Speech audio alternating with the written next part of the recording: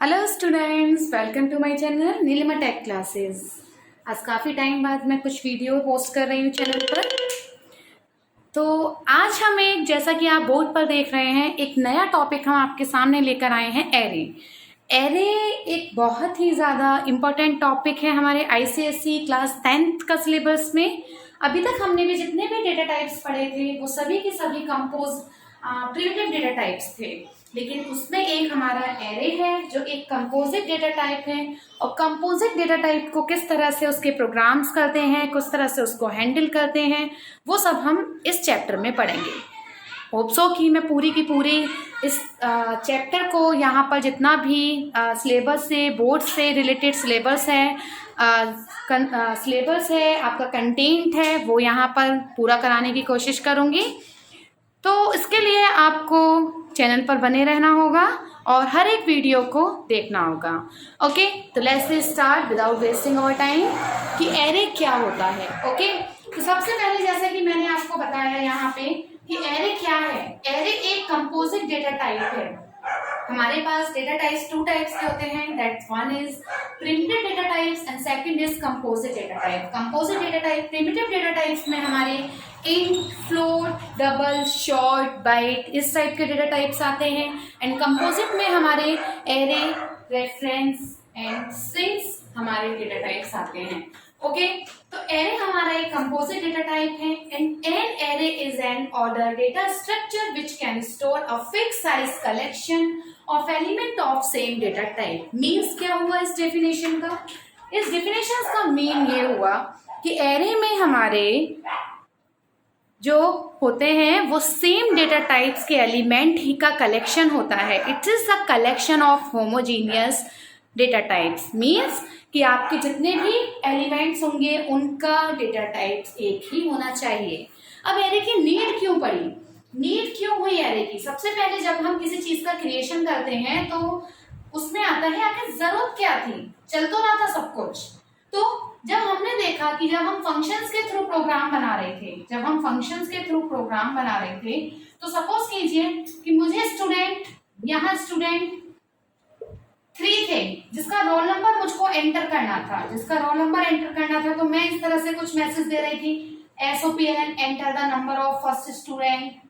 फिर उसके बाद में फर्स्ट स्टूडेंट का रोल नंबर है उसका मैं यहाँ पर SC.next int इस तरह से मैंने ऑब्जेक्ट बना रही थी। फिर N2, N3 यानी जितने भी रोल नंबर्स मुझे यहाँ लेने थे उन सबको मैं यहाँ पर एक अलग अलग तरह से मेंशन कर रही थी। ठीक है, फंक्शंस में भी इजी था, लेकिन वो सिर्फ एक लिमिट तक इजी था। मीन्स अगर सपोज कीजिए मेरे पास 3 स्टूडेंट है, 5 स्टूडेंट है, 10 है, मैं उनके ऑब्जेक्ट अलग अलग तरह से बना सकती हूँ। लेकिन अगर यही नंबर्स हमारे 100 हो जाते हैं तो हमारे लिए इनको हैंडल करना मुश्किल हो जाता है।